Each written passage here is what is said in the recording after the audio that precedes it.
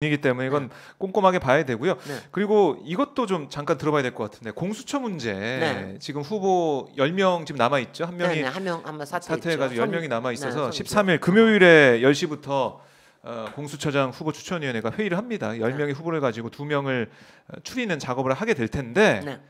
어떻게 예상하십니까? 잘 될까요? 어떻게 잘 될 보세요? 리가 없죠. 잘 될 리가 없죠. 아유 죄송합니다. 네, 제가 네, 이런 네. 식으로 지금 저기 봐. 그 저기 뭐야. 아 이제 정말 국민의힘당이나 그러니까 감추고 싶어하는 사람을 의심하라. 감추고 싶어하는 사람은 훨씬 더 버틴다. 땡깡을 훨씬 더 잘 부린다라고 하는 말은 확실해요. 저는 그거는 이제 뭐냐 감추고 싶어. 그러니까 지금 검찰도 많이 감추고 싶은 거 아니에요, 여러 가지. 이게 뭐냐면은 그러니까 그동안 국민의힘이 얼마나 방해를 해왔습니까? 아유. 7월 15일 날 원래 출범을 하고 바로 시작을 했었어야 되는 게 추천위원 안 하고 제가 저도 지금 하는 게 우리 열린민주당이 교섭단체면 얼마나 좋겠습니다는 게 요새 얘기예요. 요새 정말 왜냐하면 그동안은 열린민주당 나머지는 좀 그런 대로 일을 잘하고 있다. 민주당이나 문재인 정부의 도움 역할을 하고 있다 그러는데 공수처 국면에서는 정말 너무 속이 상한 거예요. 그래서 네. 아니 왜냐하면 저희는 제가 여기서 얘기하면 저희는 한 8석에서 10석 네. 8석에서 잠깐만 네네. 저 누가 네네. 저 눌렀네요. 8석에서 한 10석 정도까지 가면 네. 정의당 플러스 그다음에는 이제 무소속이 됐든 아니면 그때 이제 민주당한테 제가 좀 꼬달라고 그러려고 그랬어 정말. 그래서 교섭단체를 만들자. 네. 그렇게 해가지고 뭔가를 하려고 그랬었는데 네.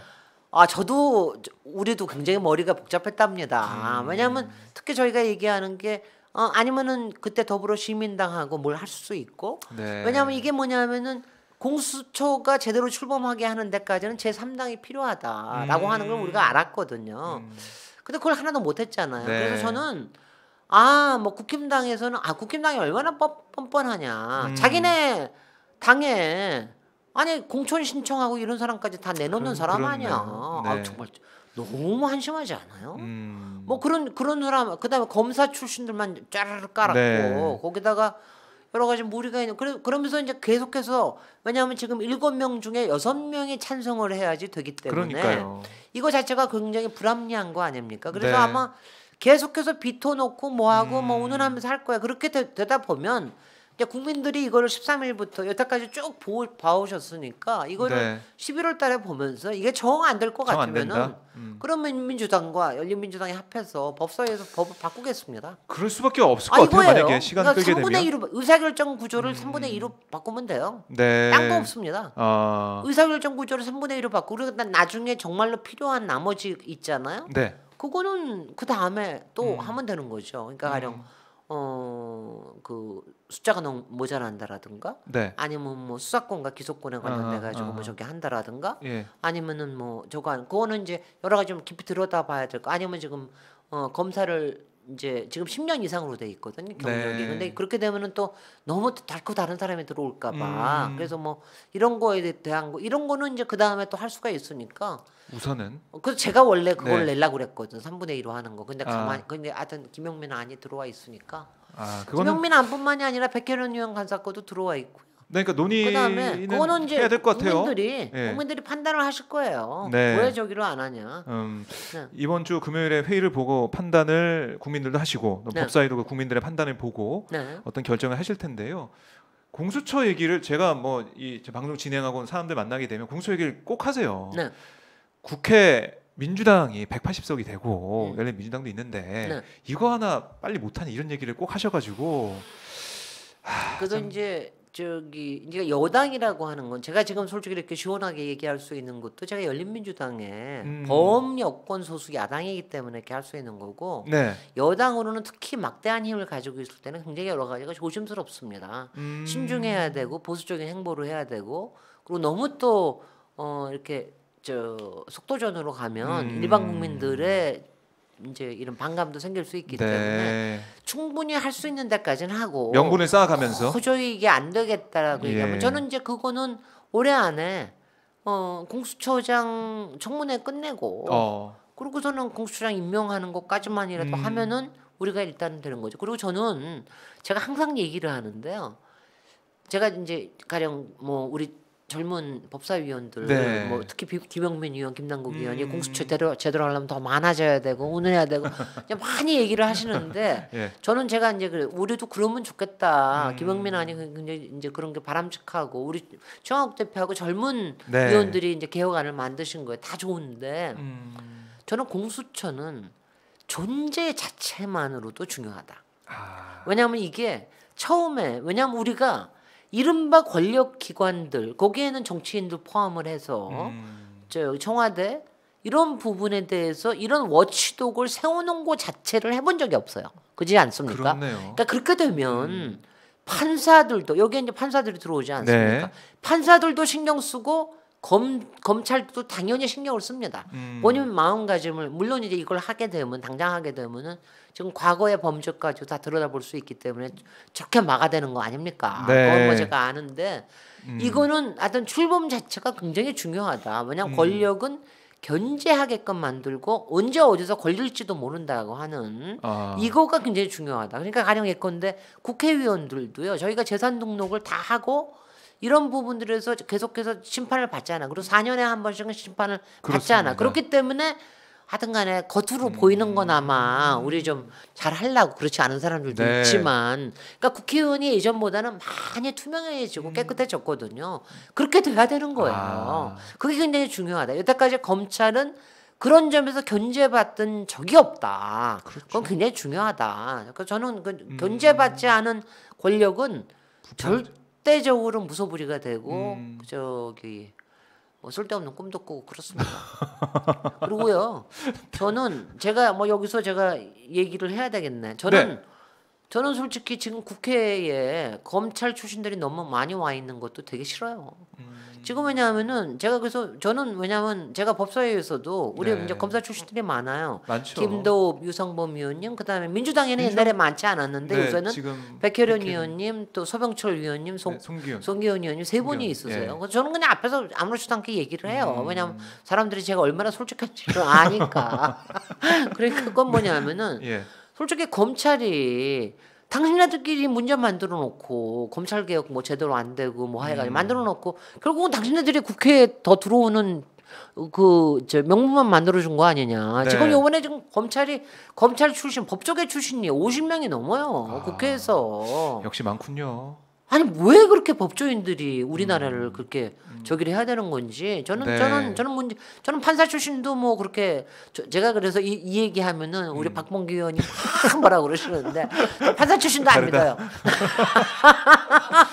할 말 다 하는 우리 김진애 의원님. 네. 저는 그래서 변호사 출신들은 조금 낮게 봐요. 박주민 의원님, 김영민 의원님, 그다음에 김남국 의원님. 네. 그리고 일단 판사와 검사 이른바 조직을 출마하는 사람들은 일단은 그냥 서로 눈치 보는 게 있거든요. 그러니까 그거에 대한 제가 의심의 눈을 갖고 있습니다. 예. 그럼 뭐 그런 게 정상 아니에요?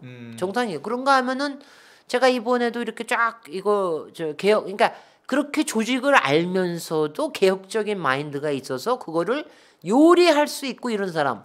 그러니까 예컨대 우리 최강욱 대표. 신난다. 우리 신난다. 대표. 최강욱 대표 같은 경우에는 군 검찰이었지만 원래 개혁 마인드를 가지고 군 검찰에서도 별 넷을 이제 깜빡이 보낸 사람 아니에요. 그러니까 그러니까 내부의 조직을 알면서도 개혁 마인드를 계속해서 갖고 있는 사람. 저는 뭐 이거는 확실히 있다고 보거든요. 네. 그러니까 조국 장관님이 저렇게 실제로는 많이 당하신 거 아닙니까? 그 중에 하나가 그쪽 조직 출신이 아니라서 그래요. 그러니까 우리 지금 추미애 장관님이 덜 당하실 수 있고 강단 있게 나갈 수 있는 것도 그래도 판사 출신이기 때문에 좀 가능하다.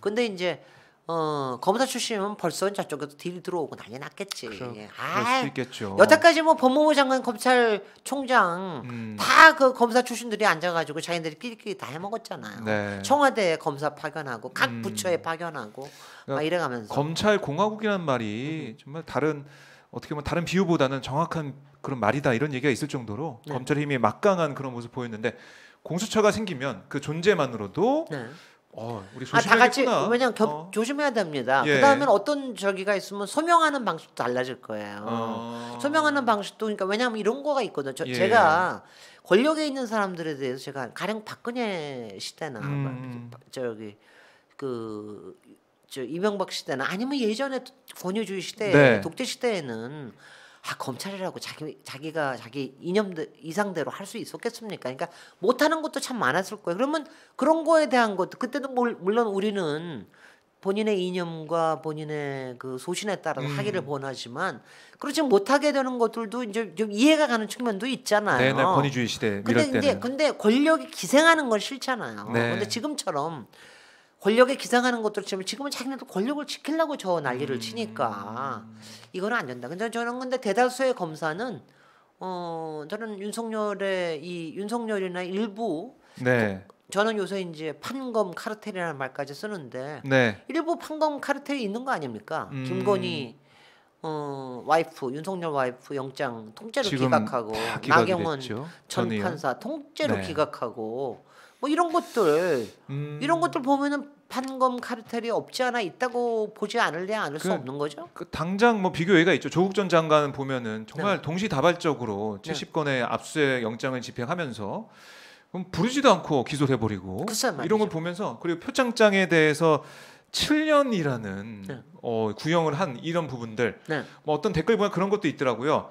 아니 표창으로 사람을 죽였냐 어떻게 표창장 위조했다는 그 혐의로 7년의 구형이 되냐 이런 얘기가 나올 정도로 참 많은 비판이 있습니다. 아니 근데 정말 지금 영장 판사 지금 뭐 이번에 이거 담당은 어떻게 다른지는 좀 또 챙겨봐야 돼. 이런 일이 계속 자주 있으면은 국민들은 이거 아셔야 돼. 판사들은 사법농단 때문에 여러분들도 신뢰를 그냥 잃으신 상태입니다. 그러니까 이런 부분들에 대해서 본인들이 이렇게 잘 모르고 그러신다는 거는 근데 본인들은 권력을 찾아올 수 있다고 생각하겠죠. 마지막까지 뭐 저항을 할 겁니다.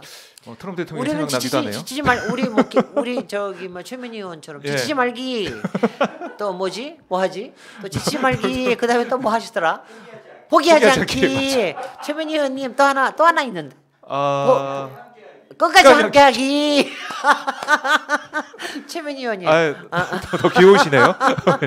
의원님 하시는 거 더 귀여우신데 자 이 끝으로 이 얘기도 좀 여쭤보고 싶어요.